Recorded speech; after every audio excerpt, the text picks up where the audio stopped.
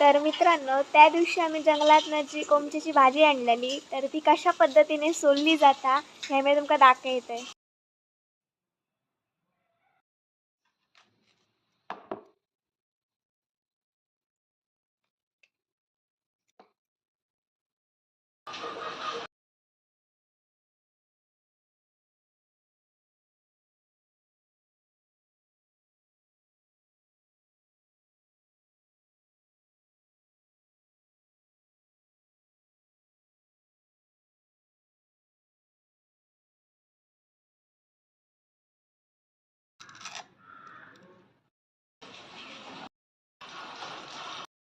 तर मित्रांनो, अशा प्रकारे कोंबचे असतात बघू शकताय तुम्ही.